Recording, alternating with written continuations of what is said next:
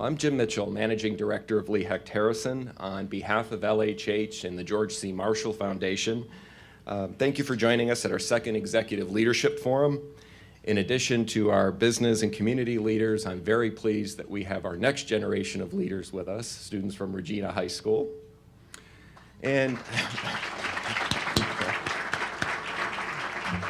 it takes a lot of work to orchestrate this type of event, and I would like to thank Barb Jackson of Lee Hecht Harrison, and thank you, and Doug Coffey of BAE Systems. Thank you. You may notice the television cameras around the room. Special thanks to Lawrence Tech for filming this. The event will be aired on PBS as well as available on DVD. And really special thanks to all of you for working with us through the snowstorm in February to reschedule your calendars to be with us this morning. As the global leader in talent management, Lee Hecht Harrison continues to rank in the top 10 leadership development firms across the country. And at our last leadership forum that we had here in Detroit, best-selling author Jack Aldridge presented Leadership in an Era of Exponential Change. And in it, Jack underscored the level 5 leadership qualities of General George C. Marshall. And you might recall from Jim Collins's seminal work, Good to Great, that the level 5 leader builds enduring greatness through a paradoxical blend of personal humility and professional will. It is precisely because of this paradox that many Americans aren't familiar with George Marshall. In his recent book, Leading the Charge, retired General, 4-star General Tony Zinni asks, where are the George Marshalls? As our country, communities, and businesses continue to face significant economic and political challenges, General Zinni's lessons from the battlefield to the boardroom are more timely and critical than ever. Former Deputy Secretary of State Richard Armitage noted, Tony's clear-eyed observations and advice on this topic come at a time when they are sorely needed, and certainly from a person who understands the necessary elements of leadership: vision, execution, and accountability. General Tony Zinni is one of America's great leaders. He is chairman of the board of directors of BAE Systems, which employs 52,000 people around the globe and generates over $19 billion in sales. And he's also a well-disciplined leader. This comes, I believe, from 39 years in the Marine Corps and 17 years of Catholic school education. General Zinni holds bachelor's degrees in economics from Villanova University and master's degrees in international relations from Salve Regina College and in management and supervision from Central Michigan University, as well as honorary doctorates from Villanova University, the College of William and Mary, and the Maine Maritime Academy. General Zinni's distinguished 39-year military career took him to more than 70 countries and included numerous command assignments. He has confronted tenacious enemies and been placed in harm's way. In the jungles of Vietnam, he was shot 3 times at close range with an AK-47. In Somalia, he commanded hair-raising and daring rescue missions. However, General Zinni is probably best known as Commander-in-Chief of the United States Central Command, where he directed strikes against Iraq and al-Qaeda from 1997 through 2000. He's earned 23 personal awards and 37 unit, service, and campaign awards. General Zinni was known as the warrior diplomat during his brilliant military career. Since his retirement from the Marine Corps in 2000, he's continued to serve our country in numerous diplomatic positions, including Special Envoy to the Middle East for Secretary of State Colin Powell, and as Peace Envoy to Indonesia, the Philippines, and Sudan. The General is a distinguished military fellow at the Center for Defense Information and the World Security Institute, and an instructor in the Department of International Studies at the Virginia Military Institute. General Zinni serves on the board of several corporations, universities, and other organizations, offering insight gained from experience as a proven and decorated military and business leader. In addition to his books, Leading the Charge and The Battle for Peace, Tony Zinni partnered with Tom Clancy on the classic Battle Ready. It is my privilege to introduce a great leader and a great American, General Tony Zinni.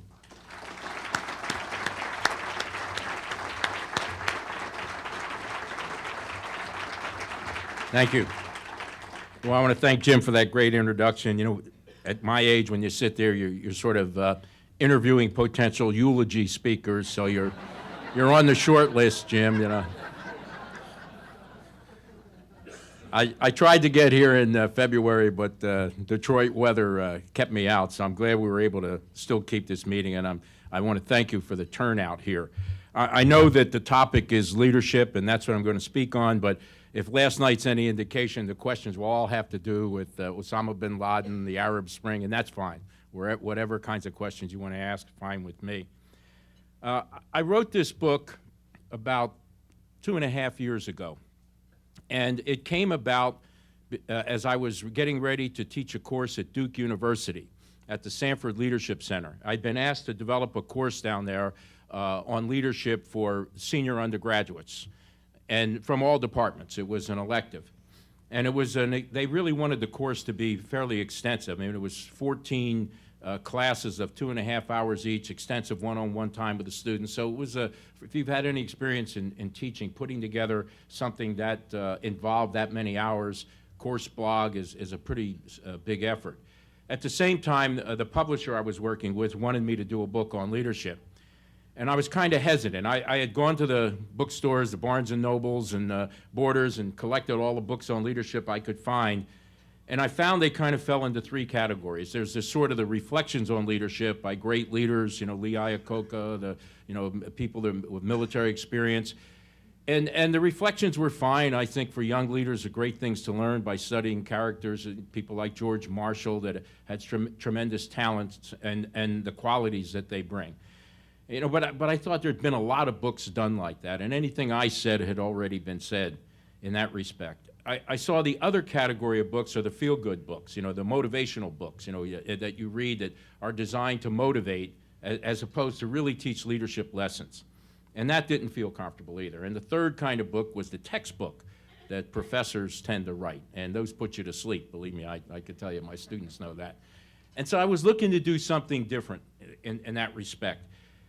And the previous book I'd written, Battle for Peace, was about how the world had changed since the collapse of the Soviet Union in the last 20 years. In so many ways, the rise of globalization, the rise of information technology, mass migrations, the urbanization of humans around the world, and how this was impacting every facet of our lives, not just the way we govern and the politics, but business, and I could see that happening. And the kind of leadership needed today, it struck me, might be different. There might be things that you certainly can carry over that are traditional strong leadership traits that the Marshalls and others possessed, but this is a different world. And does it present different challenges and different requirements? All of you in this audience are leaders, certainly leaders in your own right and leaders at various levels. And you know and have experienced the challenges. And the challenges you face today are much different and much more involved and much more complex than someone sitting in your position 20, 30, 40, 50 years ago. It was clear to me that that was happening. So I wanted to look at leadership today. You know, what is 21st century leadership? How is it different? Where is it the same? Who's succeeding and who's failing? And the first thing I wanted to do is find out what people think about leadership. What do those that we lead think about us as leaders? A friend of mine, a very experienced diplomat, someone I worked for a long time ago, had told me that the leadership chain of command is like a tree full of monkeys. When you look from the top down, you see a bunch of smiling faces. When you look from the bottom up, the perspective's a little different. And so I wanted to look from the bottom up first, you know, and so I wanted to get a sense. And I wanted this leadership book to be across every spectrum of society and leadership, not just political leadership or business leadership or military leadership, but everything. And I was put on to several surveys and institutions that study leadership and take the pulse of the people about how they feel they're being led. Harvard, for example, the Kennedy Business School, University of Maryland. There's a number of institutions, academic and otherwise, that do extensive surveys on leadership. And so I went to these to gather this information. I wanted to see that tree from the bottom up and say, what are people saying? And I looked at the statistics and the surveys from the year 2000 to 2008. And since then, I've kept up with 2009 in 2010 results are now coming out. And I was totally shocked. American people, 80% of them in 2008 said we had a crisis in leadership in our society. A crisis. I mean, not just a problem in leadership, but a crisis. 80% of those surveyed. And when you looked at the surveys and how they broke down, not one element of our society did the leadership achieve over 50% approval rating. Not one, not political leadership, not religious leadership, not business leadership. And this struck me as, I was shocked to see that this is how they felt about it. It could be, you could attribute some of this to the economy, some of this to the, pessimistic view people have now. Things just don't seem to be going that well, maybe politically, maybe in terms of our foreign policy, maybe in terms of some of the business disasters, economic disasters that come out, military issues. But it was amazing to watch how from 2000 to 2008 that number continued to climb.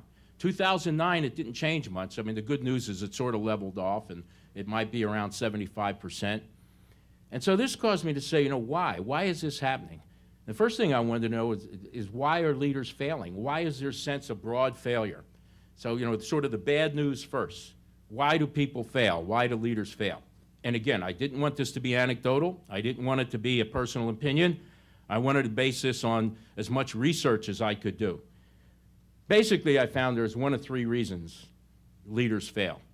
It's either lack of competence, lack of caring for their people, or lack of the appropriate personal conduct. 3 C's: competence, caring, and conduct. And think about anybody you've known that's been fired, relieved of duty, or whatever, and you'll find one of those 3 areas. And it's interesting to look at those 3 areas. It's harder today to be competent. It's a much more complex, difficult world. The amount of things you need to know is far greater. The amount of skills that you need to have, skill sets, to be a leader in any field is far greater. I used to talk about, when I was doing the book tour on Battle for Peace, about how the world had changed and how now, regardless of what you do for a living, your knowledge base has to be broader. Successful leaders now have to mushroom out and need to possess skills and knowledge that their predecessors never had to do. I did some consulting work for CEOs and chairmen of the board that wanted to go expand their international business, and I'd bring them around the world to meet leaders they would have to deal with. And it always shocked me to see how many of our leaders didn't have the sophistication, the broad base of knowledge, were very tied in and very narrowly focused on their own little world, their own business world or their own world of what they did, when their counterparts around the world wanted and expected and demanded that you have a much broader base. I was talking to a group not far from here in the Midwest of food distributors, and I was telling them about that, regardless of your business, how narrow you think it is and focused, you're going to find that you need to expand. And afterwards, a man came up to me who said, I run a business that I inherited from my father, who inherited from his grandfather. And he said, when I started in this business 25 years ago, you could draw a circle around 3 states in the heart of America. That was my world. My distribution system, my customers, my suppliers. He said, I'm global now. I don't even know how I became global. If you go to my website to order from me, it's being run out of Bangalore, India. The foods you can order from me now are much more exotic. They're global. My customer base is global. I got to worry about a drought in a certain part of the world or political instability where my customers lie. And to me, that was a great example of how his knowledge base had to expand. When I left the military and came into the business world, I remember the first CEO I worked for as an executive vice president, and he was sort of schooling me up on the world of business. And he was telling me one thing we don't like in business is tall, thin people. Right away I said, I'm in. I know this is going to be good news. But what he meant by that, I mean, it's a business term that I learned, is people that have a great leadership potential that grow up in a narrow area. For example, an engineer or someone, and they possess that talent, that skill, somebody recognizes, suddenly they find themselves at the top, and they realize that narrow base that for decades they had obviously succeeded in isn't sufficient. And what you see now, and I know some of you here are involved with leader development programs, I talked to several of you, what you see now in leader development programs that are successful is identifying leaders early on and expanding their base of knowledge early on. I mean, in our own company, in BAE, those that we see that are potential leaders for the future, you give them a year in finance, you give them a year in marketing. You try to spread them out and broaden their base of knowledge.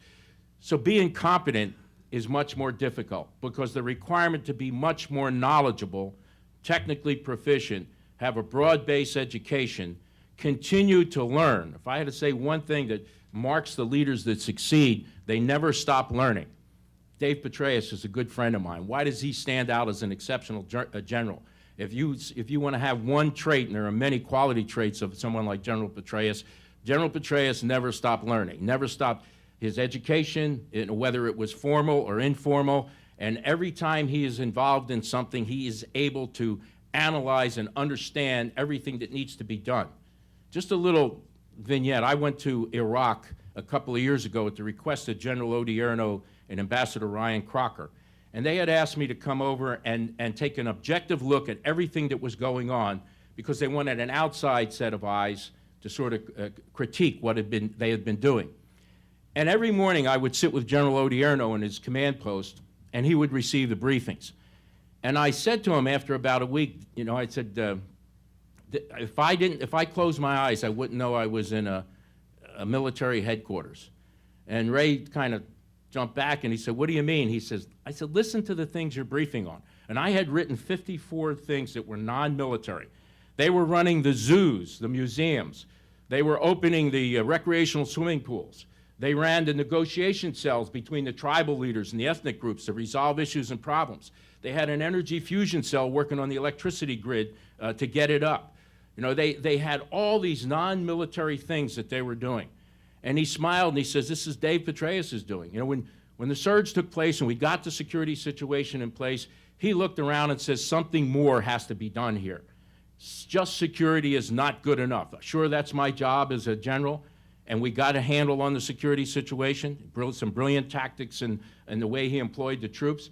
But he was looking around and the other things to rebuild the society, the political, the economic, the social things were not being done. And Dave Petraeus took them on, or they were not being done in the way they should have been. And he had his military, the coalition military, take charge and do these things. I mean, so it was a great example of how people now have to think outside their lane and act outside their lane and educate themselves outside of what they perceive as their lane. So the first thing I found that, you know, either as a cause of failure or success is this degree of competence. A leader that says, that I have arrived, I'm here, I don't need to know anymore, you can bet that's headed for failure. And the organization is going to become stifled and stagnate and lose out. The other part of that is the caring and the taking care of people. We lead a very different workforce today. And it is most significant in its diversity. And its diversity goes two ways. I mean, it goes what I call horizontally and vertically. And by horizontally, it's the obvious. Racial difference, origin, ethnic differences, gender differences now in the workforce, sexual orientation. You give the descriptor. When you look out at that workforce, it is very different than it was 20, 30, 40 years ago. It is significantly more diverse, not only in that respect, but vertically. I'm in the workforce. I am of the silent generation. I am before the baby boomers. People talk about baby boomers. There's still a few of us hanging around that are pre-baby boomers. There are 6 identified named generations in your workforce. You know, from the silent generation to the baby boomers to the millennials to the Gen X, Gen Y, and now coming off the campuses are the new silent generation. It makes me proud to hear that they've renamed them.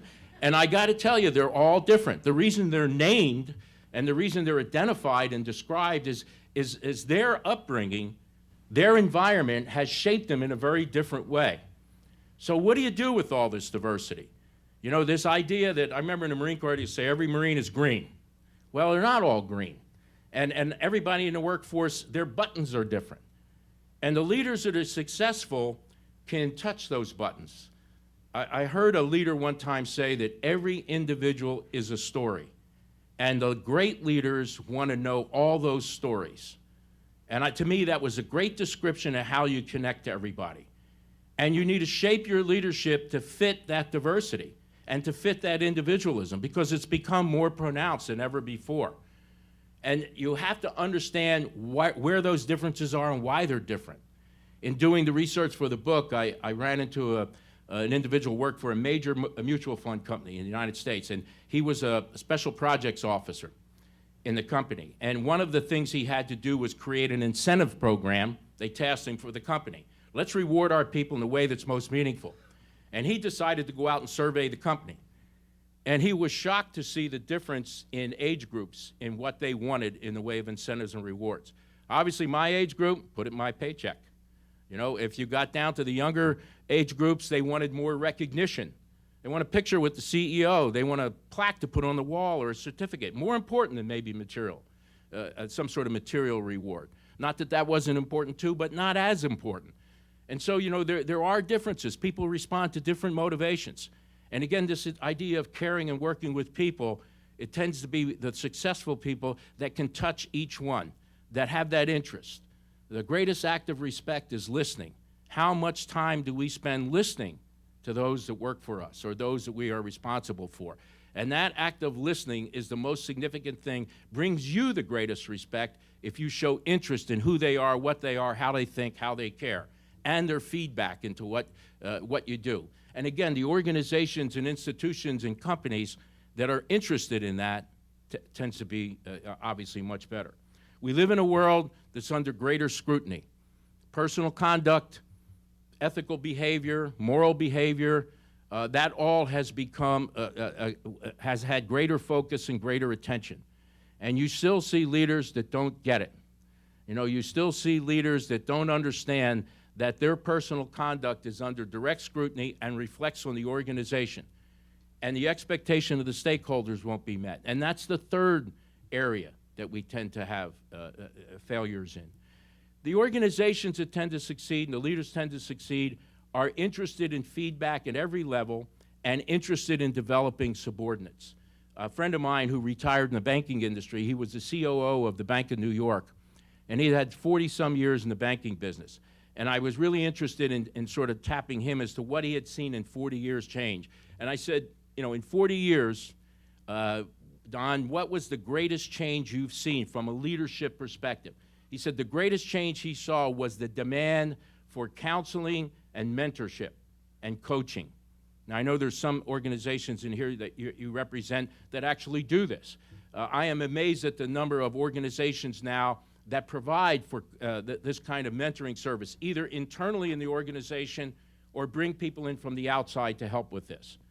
The programs that focus on up-and-coming young leaders understanding themselves, greater self-awareness, you know, the personality tests, putting them through all sorts of experiences, vicarious or real, to understand who they are, where their leadership levels are, where their skill levels are, and then helping them identify the limitations and the good things, and then capitalize on the good things, and then work with them and provide the means for them to develop their other skills, the coaching, the mentoring, and provide within the organization that kind of mentoring. It's become critical in the military. It's helped us solve a lot of problems we had as we did greater integration of the military. It turned out to be something we needed to do. Someone needs to see someone who has succeeded that they can relate to. Someone needs to be with somebody that helps them with the skill that they have limitations in, whether it's communications or working with others or whatever, to help develop it.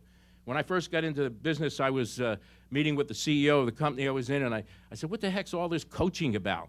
You know, why do we need all this coaching in the business? And he looked at me kind of hurt. He said, well, I have a coach. And it was the CEO. I said, well, you know, maybe I better understand this better. And I realized that this was extremely valuable.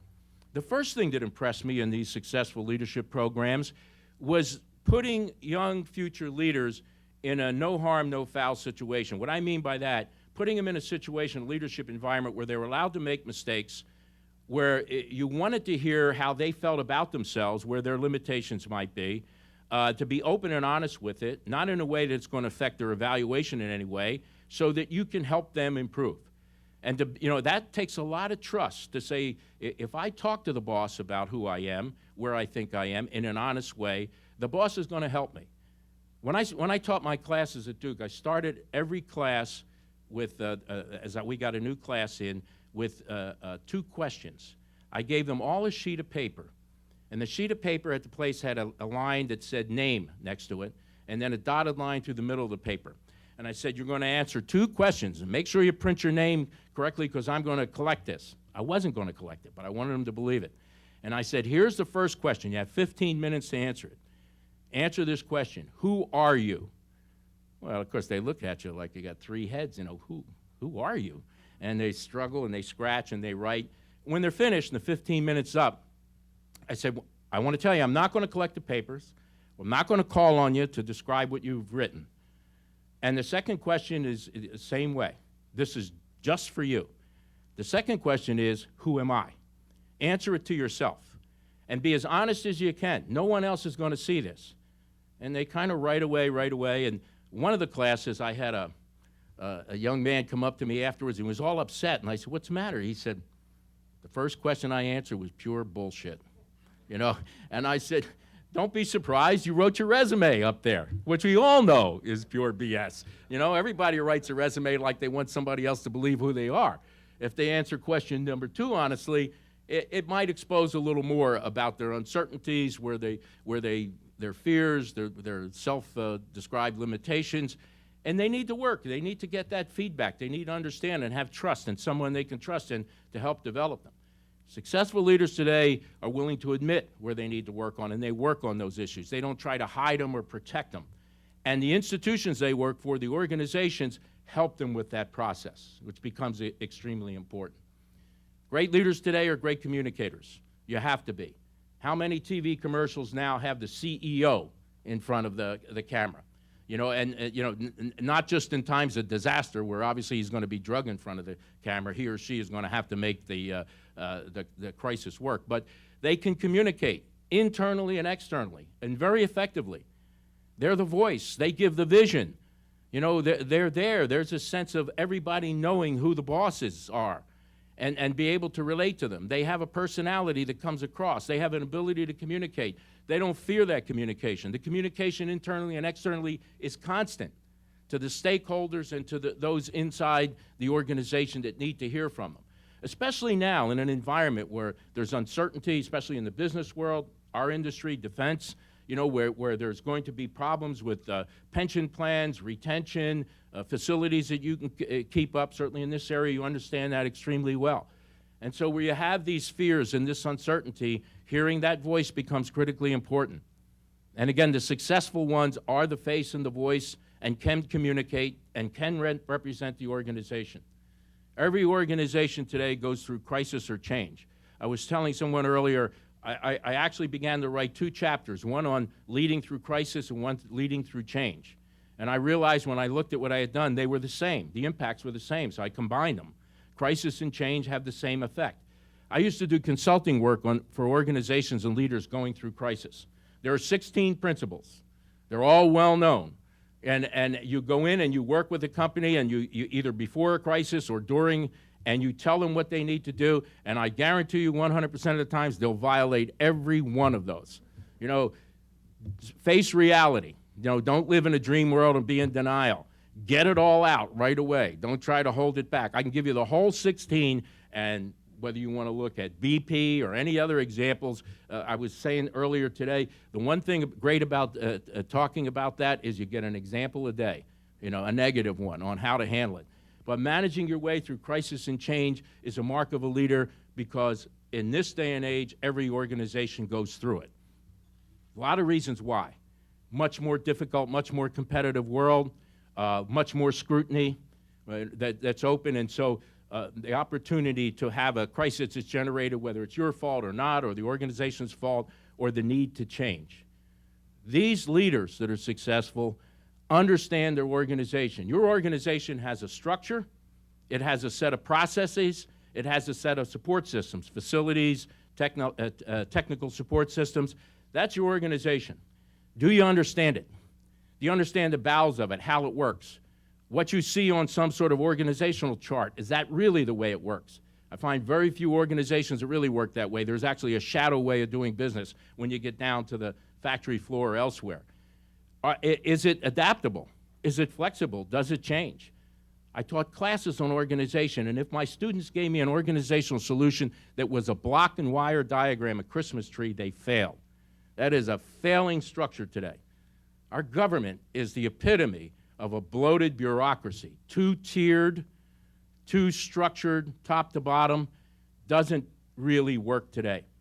Just think about what happened. You saw those pictures of the President, the Secretary of State, Secretary of Defense, looking at a screen, watching those SEALs do what they did. How many layers in between that SEAL team and the President are there? How meaningful were they at that moment? You know, and so in this day and age, the most successful organizations have become flattened and streamlined and flexible.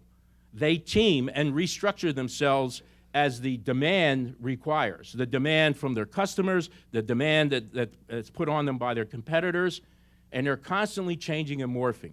I mentioned in my book a small company that I ran into, someone that was on their board, who was a friend of mine, put me onto them, a software company. And their entire company was located in a huge warehouse. Like this room, no partitions, no walls. All their furniture on wheels, the desks, the chairs, the filing cabinets. And they restructured and reorganized weekly, sometimes daily, based on the demands of the contracts, what they had to do, what the task was, and they were unafraid to move around lines of authority and change and team and restructure. I mean, the ultimate in flexibility and adaptability that I saw. That's tough. That's tough in large organizations, hard to do. There's a generational issue. You come to my generation and you say we're going to do something like that. I mean, it's like Frankenstein. Lightning bolts come out of our ears and that kind of change. Young people tend to be more adaptable to that. You know, they tend to be greater risk takers, and they see challenge in that.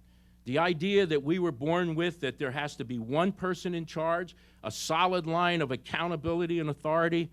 You see now organizations that are described as webs. You know, they're described as matrix organizations with teams overlaid on them that are temporarily built, done for a particular purpose, and then readjusted. The military has learned that lesson and operates that way now. The way we fight and the way we go into different missions doesn't reflect at all what our peacetime or administrative structure is. The old Napoleonic staff system, which is still reflected a lot in the business world or in government, doesn't work anymore.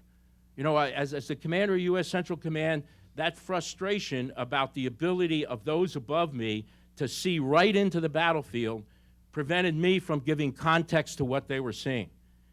But it was a reality. It was a reality of the technology we have today. So beamed into the White House Situation Room and the living rooms of every American is something that is raw from the battlefield, just like it might be from the factory floor, that doesn't have the opportunity of time and analysis to go through to put it in context. And that's the world we live in. And you can't have too many, you get lost in the shuffle, you get behind the power curve, you get lost in time if your organization has too many tiers. You now don't need it because of the technology out there. Which brings me to technology today. The leaders today that can master technology, particularly communication and information technology, tend to do best. And all of you know that this is, you can have systems that become, and technology that becomes obsolete in 1 year, 2 years, 3 years. And it's expensive. But it dominates our world. There are good things with that. The good things, obviously, is it flattens the organization, it allows for greater span of control, it provides you with more information. The bad news is it requires speed to react to. It can be overwhelming. General Schwarzkopf in the Gulf War complained that he had 10,000 messages a day that came into his headquarters and he couldn't handle them. The military commanders today would pray for just 10,000 messages today, and that was only, 1990s, not that far back in time. And what has happened is we've lost the ability to think and analyze and to strategize.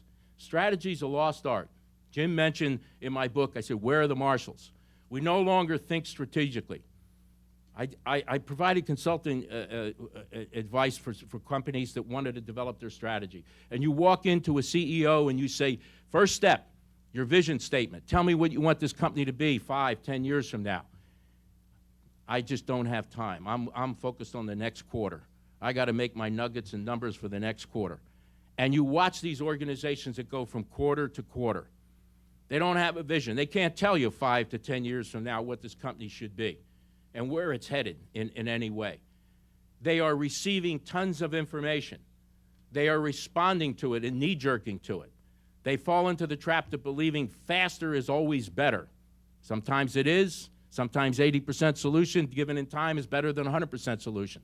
But it becomes a trap, and there is no thinking that goes on. I worry about the generations coming in now.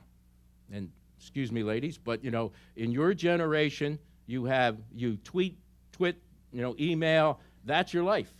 And you're receiving literally thousands of pieces of information, and you are transmitting thousands.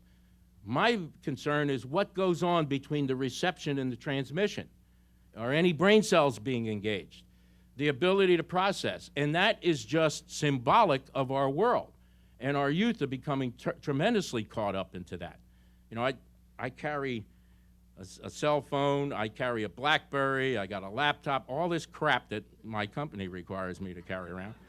And I turn none of it on.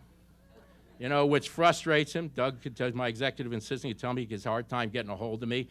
And I am fascinated by just going into a gate at the airport and watching these people totally consumed by receiving and transmitting. And when we get on that plane, listening to that flight attendant describe all the kinds of technology that can either be turned on or has to be turned off or put to sleep or whatever. And then watching what else comes out when we reach altitude. And then when you land, you know, everybody pops something out to tell them the flight 7364 landed in Detroit. I mean, more people knew you landed in Detroit than knew Pearl Harbor was attacked the next day. I got to admit, I take out my phone and I pretend like I'm calling somebody because I don't want to feel like nobody cares that I landed, you know? But we've become slaves to this stuff. You know, when I was the commander of Central Command, before I left, I commanded forces that were based in Hawaii, the west coast of the United States, the east coast, Europe, all the way out to Pakistan, through the Middle East. And so video teleconferencing was our life. So when we had a video teleconference, somebody's responding at 3 o'clock in the morning. You know, somebody at noon and somebody God knows what else time. And I'm looking at a screen, and I'm looking at all these commanders. I'm trying to give them my commander's intention and guidance. I'm trying to figure out if I can look in their eyes and see if they got it, if there's some angst or not understanding. It's become sterile, becomes difficult. We've lost that personal touch, which becomes hard, which means, you know, nowadays you got to get on your horse. You know, fortunately, in those days, the government gave me 2 beautiful airplanes, but I was constantly moving around because I needed, maybe it's a generational thing, I needed that personal touch in the kind of business that we were doing. It also becomes important to focus on a strategy, to have something that says, I know where I'm going in 5 to 10 years. And I know how I want to get there. I know what the goals and objectives are. I know what the action plans are. I know how I want to allocate my resources to make this happen. And if that's not happening out there, and you're operating quarter to quarter, year to year, that business is headed for big trouble. You know, the old saying, if you don't know where you're going, any road will get you there. And too many businesses I see are on that road to nowhere. And it becomes important to be able to see and have a direction and communicate it to everybody, to give them a sense of where they're headed. It helps build some of the confidence against that apprehension that they have in this kind of environment. The leaders today that are successful also have a strong set of values. They have a code, a personal code, and they have a code of how their organization is going to be run. You know, and the code is more than the posters on the wall. You know, I've been on a lot of boards of directors and a lot of governance committees and ethics committees, and you look at a company about how they do this kind of business. Well, some are great at producing wonderful posters on every wall that tell you the standards of conduct for the company. Some are great about having some sort of a computer system where you can go in and take your true and false multiple choice test on ethics, and then they show you the statistics on the board. Doesn't tell you if people are living and breathing that kind of ethical behavior. Is it really permeating and understood within the bowels of the organization? And as a board member and having been on those committees, that's what you want to know. What is the behavior? I mean, you can't run a large organization without problems and issues in this area. They come from every direction. Sometimes they're even well-meaning and people compromise on standards, because they think they're doing something better for the company or they're willing to take a shortcut to get something done. And how much do we enforce that? How much do we live the standard? How much do the bosses demonstrate personally the standards of conduct and value? It means a lot to the employees when you do the surveys and when you have the kind of feedback and the kinds of surveys of what their expectations are, what that image of the boss is. If the boss takes shortcuts, if the boss is willing to compromise the values, then there is no ethical system within the company, and you're going to be headed for a disaster in the long run. Many leader development programs now are actually teaching thinking. If you go to, let's take the Marine Corps, for example. You went to our Marine Corps University. We teach courses on how to think. Critical thinking, systems thinking, creative thinking. How to do analytical assessments of the issues and problems you face. All of you can relate to this because I've seen it 1,000 times in business and government. We have a problem. The boss calls all the sub-bosses in, everybody gathers around, and we're going to solve the problem. Nobody stops to define the problem. Nobody stops to say, what is it exactly we're trying to get at? What do we face here? And the way to get to the solution is usually BOGSAT. You know what that means? A bunch of guys sitting around the table. That's how we're going to solve the problem. And BOGSAT will get you in trouble. When you stop, and I see people going through, this is people like Dave Petraeus and others that are very good at it. We're going to stop and define this issue and problem. Sometimes it's not the problem you think. It could be worse. It could be less. It could be a different problem. Sometimes it might not even be a problem. And then you're going to break it down. The term analysis, the root of this means to break it down. You break it down into its parts. And then you synthesize it and put it back together in a way you can use it. Because you have to put the problem or the issue together in a way that's meaningful for you. In the military, and you hear this term often in our government, actionable intelligence, which means you could have raw intelligence, but it needs to be analyzed and put together in a way that leads you to be able to make the decisions and the actions necessary to resolve the ity. And so that synthesis is part of that analytical process. And then you have to look at this within its context. It's within a system. All the world, all of us live in a system. And we live within a system of systems. And you can't pull something out and look at it in isolation because it affects a number of other things. When you try to deal with a problem in isolation, you don't realize how it impacts the other parts of your business or your relationships or everything else. So you've got to take it in context. What is it? What part of a system is this, and how does this system interact with other systems? And then you need the creativity, the hardest thing.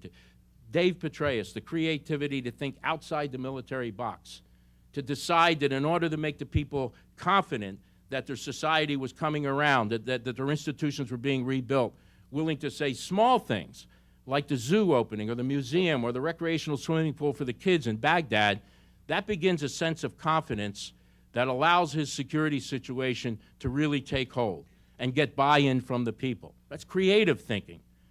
The decision makers in this business understand how to make decisions. They invest a lot on teaching people how to analyze. When you first learn to drive a car, you were an analytical decision maker. If you were the just drafted quarterback for the Detroit Lions, you were an analytical decision maker. You have piles of stuff. You have clipboards. You have headsets. You're listening to coaches. When you become the starting quarterback, you're a recognitional decision maker. You've been through that so many times, just like driving that car, you don't even think about it. Somebody changes lanes 4 cars up, you have a reaction that you didn't even think about. There are patterns that you see, and you see them accurately. You can see these patterns, and you understand from examined experience where these are taking you. And then you have the truly gifted, intuitive, the Hall of Famers that become intuitive. They can read a defense on one look at an individual. They understand the intangible parts of the game, how momentum shifts or what happens or what's going on. They develop their ability to make decisions through an analytical recognitional to an intuitive process. And the really great leaders that seem to have this, the Germans used to call this a finger touch. Napoleon called it, in terms of military operations, the coup of the eye. where you've developed this kind of experience, not just experience, but analyzed experience. You've been able to draw lessons from what you've been through. And those leadership development programs have put future leaders through vicarious or actual experiences, put them through games, put them through Outward Bound, put them through pressure situations to help them build up a bank of experience, put them in marketing, put them in finance, to show them the different ways and to capitalize on that experience.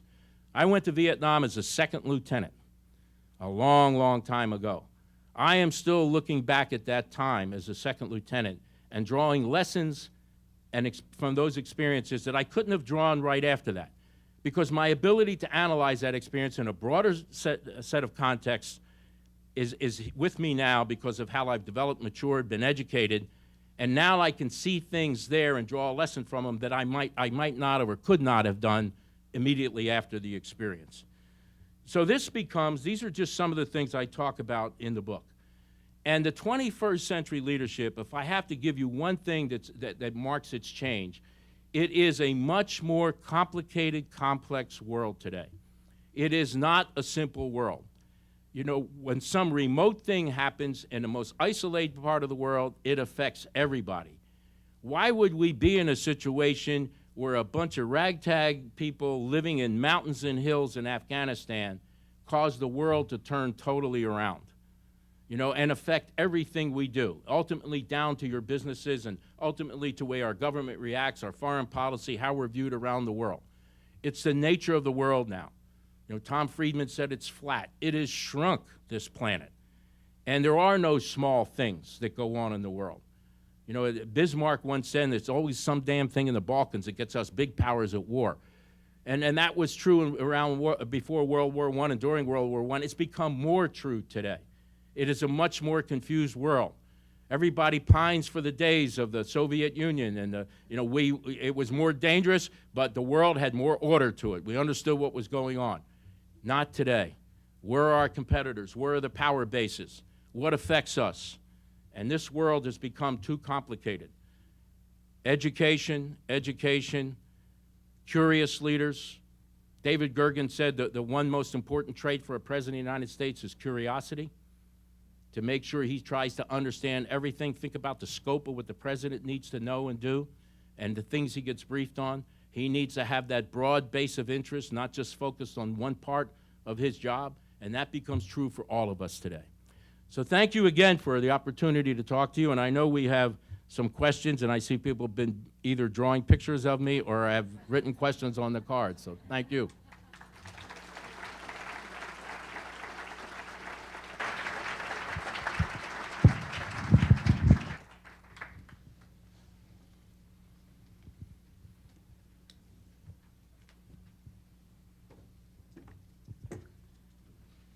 Well, the questions are kind of running like they were last night at dinner. Good. A lot about leadership and a lot about world affairs.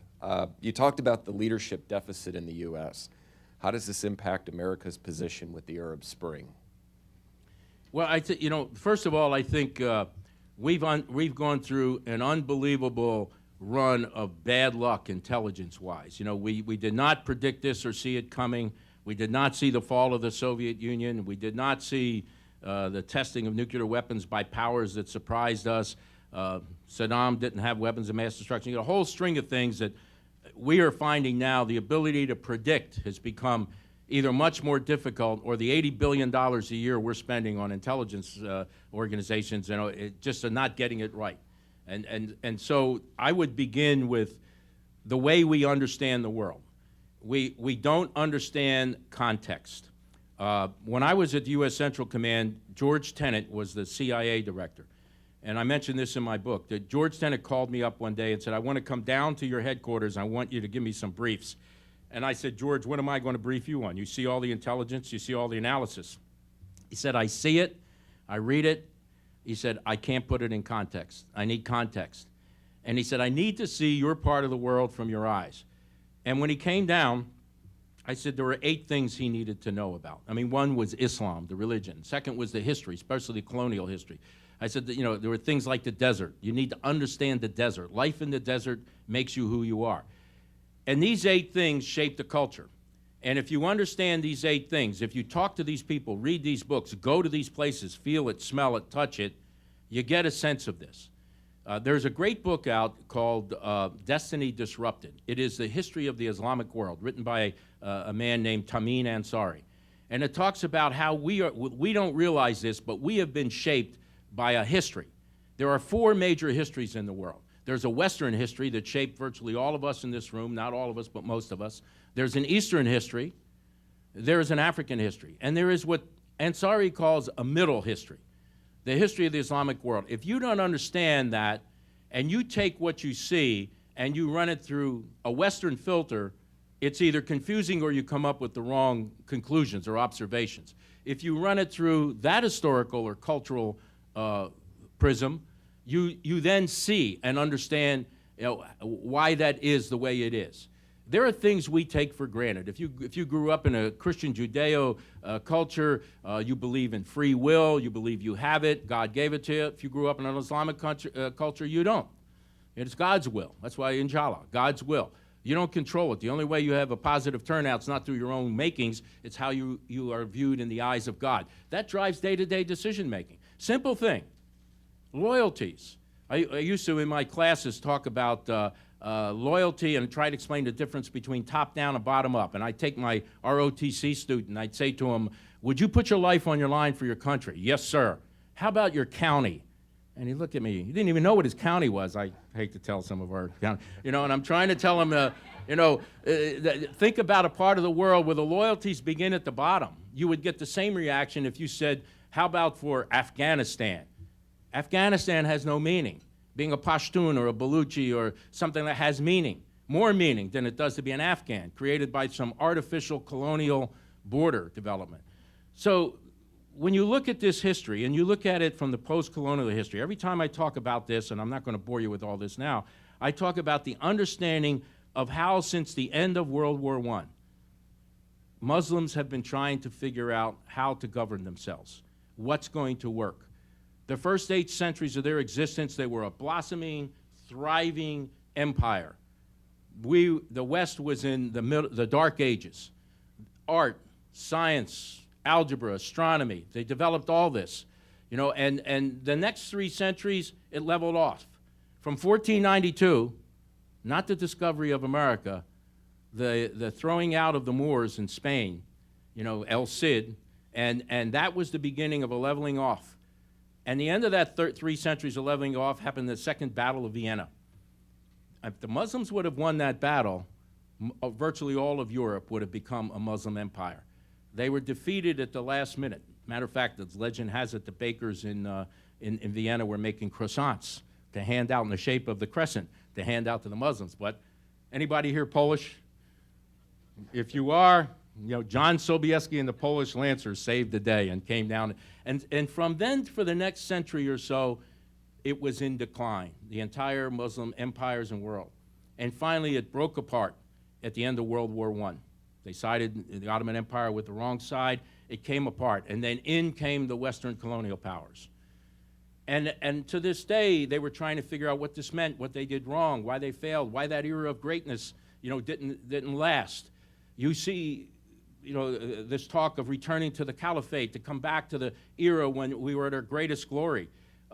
You see experimentations, the Pakistanis, the Egyptians, the Turks, the Iranians, they all had a strong man, the Shah, Ataturk, someone that said, well, we're going to adopt Western dress, Western style, we're just going to commit to that. Didn't quite work out in many places. Then they tried to go back to the very conservative, the Wahhabism, the fundamentalism. That didn't work out.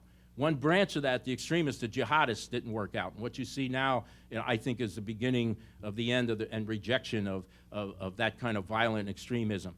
And they have tried this sort of mix. Monarchies that have parliaments and constitutions, Kuwait, Qatar, the United Arab Emirates, and that hasn't satisfied reform. And so now in the street, this Arab Spring is this, especially driven by the young people, this demand for something else. It hasn't worked, and we're looking for something. And our position in this has been to sit and watch, confused, throw in the military once again, which I think is a big mistake, And what you need to do in these instances is help them organize in a positive way, because revolutions can be stolen. The Russian Revolution was not initially driven by Lenin and the Bolsheviks and eventually communists. It came from the streets and they took it over. The Iranian Revolution came from the streets and the people. It was not started by Khomeini, yet he came in and stole it. The Polish Revolution wasn't stolen. You know, because the Pope and Ronald Reagan and others drew attention to it, and the Solidarity movement had outside support and help. It was able to organize, and it was able to prevail. These young people in the streets, of whether it's Tunis or Cairo or wherever, the most important thing they need now is organizational help, ability to communicate, to understand how to develop a democratic process, a set of institutions. Because if they don't get that help, believe me, the Muslim Brotherhood and others have that organization and will get those resources. So there is a moment here, a window opening that can shut. And I think what the West has to do is, it's not so much about bullets and bayonets that we seem to be ready to provide. It has to be with this non-military support and aid to allow them to develop, you know, into a way they can successfully and in a positive way express their political and economic and other desires to change and reshape it. And I would just leave you with this thought. When historians 100 years from now look back on this period of time, our egos would tell you they're going to look at America, they're going to look back and say this was the era of Islamic transformation or transition, one way or the other. And this will be the greatest event in the world, affecting 1.3 billion people. And it's going to be interesting as how the rest of the world, particularly the West and the developed world, help or support this in a positive way or not. Thank you. Shifting a little bit to the combination of military and business, military teaches that leadership is a two-way street. However, that thought process seems to be missing in the civilian sector. Corporate executives are often viewed as first in the chow line. How can we change this culture? Well, I think what's important is to how you view the leadership in your organization. If you view the leadership as top-down, the leadership is a structure. There is a line and a chain. There are designated bosses. So leadership in your organization is through that line, through that chain, through those tiers, through those individuals, and comes from the top and goes down to the bottom, which is a common way people think about it. You're missing the boat. If you think about your organization in total as a leadership organization, where you invite participatory involvement in decision-making, where people at every level, from the sides and the bottom, have a voice and a view and are permitted and encouraged to provide feedback.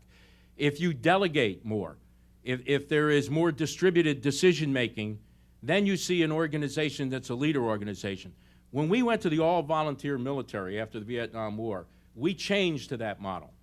And what became important, this sounds like a small thing, but it was monumental.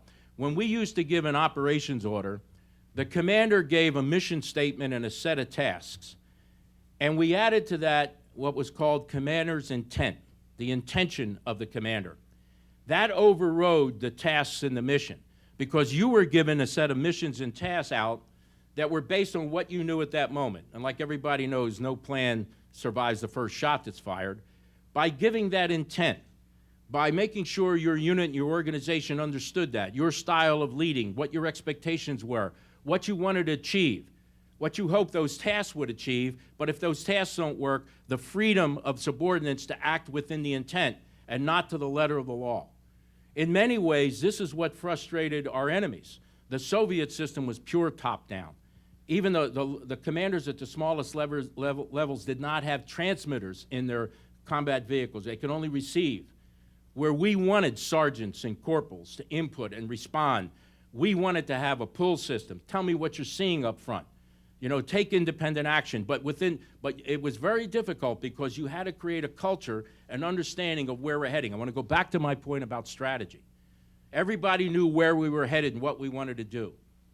I explained this one time when I was a regimental commander to my junior officers who wanted to understand what intent meant.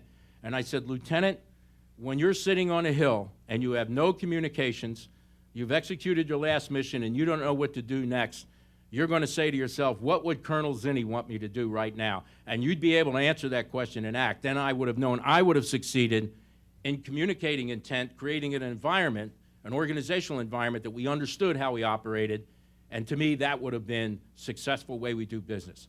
He is part of the leadership. He isn't just a receiver of instructions. He is an executor of intent. He provides leadership, sometime laterally, sometime from the bottom up. He makes recommendations. He doesn't just report. You know, just don't tell me what you see, Lieutenant. Tell me what you think should happen up there. He has a say. It's integrated into the decision-making process. So the answer has to be what the military learned through tough experience, and not everybody gets it in the military yet.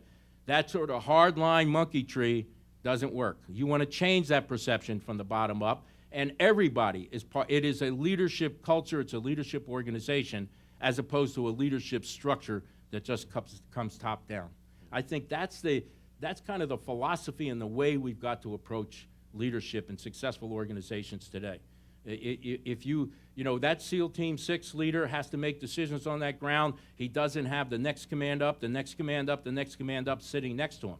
And so how does he make those decisions? And, you know, and he has become what we call in the military the strategic corporal. That young NCO on a street corner can make or break the entire operation if he makes a bad decision, because one of these cameras is going to be right on him. Those NCOs at Abu Ghraib, you know, devastated the mission and the good work of thousands of troops by a lack of leadership and a lack of understanding of what they were doing. And so the organization have to be all glued into the same intent and have buy-in and believe they are part of the leadership and have input and have a say. That's the way we have to change the cultures in that kind of environment. Please speak about difficult decision-making, and specifically President Obama's decision to send in forces to take bin Laden versus his advisors recommending an airstrike. Well, I think that he made a very difficult decision, a right decision, that took a lot of courage. If he were to, you know, he doesn't have military experience. If he were to look back at the last president that made this decision was Jimmy Carter in Desert One, and it turned out to be a disaster, and it probably cost him his presidency. You know, the sort of sterile way of shooting a TLAM missile or a stealth bomber is easier in many ways, but he saw that this could create collateral damage. I think in many ways it looks like this is America, the big bully. We have to use our technology. This was a more direct approach. It guaranteed resolution of the Osama bin Laden problem. We were going to, you know, it's going to be up close and personal, and the body was going to be brought back. It was high risk. I mean, had there something gone wrong and the Pakistanis were in the wrong place at the wrong time, didn't understand what was going on, and we got into an intramural firefight, if it failed, if a helicopter crashed with troops in it, we lost it, much like Desert One. This was the highest risk option, the greatest payoff option, the morally most correct option in the way to go. And if it paid off, which it did, which is a remarkable set of, in terms of the tribute to the set of skills of everybody involved in this, including you know, our sailors on the ground and our Army helicopter pilots that went in. I think that this shows the willing to accept risk for the right reasons and for the greater payoff. Let me talk a little bit about risk, because it kind of opens up that question. When I was a commander at Central Command, our chairman of Joint Chiefs of Staff was General Hugh Shelton. Every time we presented an issue to the president, and in those days, Secretary Cohen and General Shelton allowed us to a lot of time with the president. I think that hasn't happened much since then. But we were able to express concerns, needs, things that were happening that you know, we might be shortchanged on resources. And General Shelton said, always state these in terms of risk. Always make sure the president or any commander understands the risk involved. And I think this president fully understood this was high risk. Making high-risk decisions becomes a real challenge, because the risk is greater that failure could be disastrous, even though the payoff may be greater. And you have to ask yourself, in any organization, how much risk can you tolerate? How much risk can you take on? In this day and age, in all our businesses, this becomes, in our business, for example, where do you invest? Trying to figure out where the defense budget's gone, the defense strategy's gone. Our customers don't seem to know. We have a new Secretary of Defense. Everybody's unsure. Where do you invest? Where do you put into your research and development? Which contracts are you going to pursue and think you have a hope? Which programs are going to get cut or stay in business? And so I look at our CEO, for example, and she has a tremendous responsibility of trying to make the right call. And the risk assessment has to be done, and I'm going back to the point about analytically done and done in a way that has a lot of meat and understanding as to what it means and where that risk is. So I think what you saw was a very courageous decision, was a high-risk decision, but for moral reasons, for payoff reasons, ended up being absolutely best decision. And I would say just one thing to end this. All you're seeing now is everybody trying to pick at those bones. We need to shut it down. We got him, he's dead, he's fish food. We ought to just end it right now. But now they're trying to say, well, did he have a gun? Did he have a gun? Should we show the pictures? We don't need another, weekend at Bernie's with pictures and stuff. It's over. We got him. End it. Move on. Well, Barb isn't. Well, Barb has indicated we have one more question, or time for one more question. How do you combine a flat, streamlined organization with people's desire for promotion in an upward career? Well, I think a flat, streamlined organization is going to mean a lot more skill, distributed leadership. When you talk about upward mobility, you're going back to my monkey tree.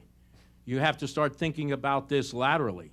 You have to think about that there aren't just a few bosses that come down in sort of a triangle impact. There are a lot of bosses. Everybody's a boss. Everybody is rewarded because the organization performs. It's not your position that counts. It's your performance. And one day you may lead the team, and the next day you may be subordinate to somebody else that leads a team because the structure requires that flexibility. This is old think, that you have to become the general or the CEO, and titles count. I think if we erase the board in terms of titles and we looked at these positions with much more flexibility and creativity, and we base your success, your compensation and everything else on success rather than title.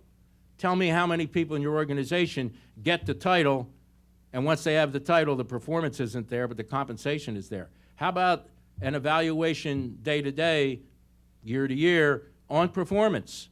And title doesn't matter. It's how you perform and what you do. And your title will change because we will team, morph, change our organization in a flexible way to meet the needs that we have out there and to meet what the requirement is, the competition demands of us, what the customer wants. If you think in those terms, then that question becomes moot in many ways. If you have the old structure that says my success depends on me reaching certain positions. I used to counsel junior officers. If a junior officer expressed his ambition or his personal desire, someday I want to be a general. That's not the kind of person I want. If he says to me, someday I want to command a unit in combat, I'd like to command a division, that's the kind of person I want. You could command it as a colonel or a lieutenant colonel.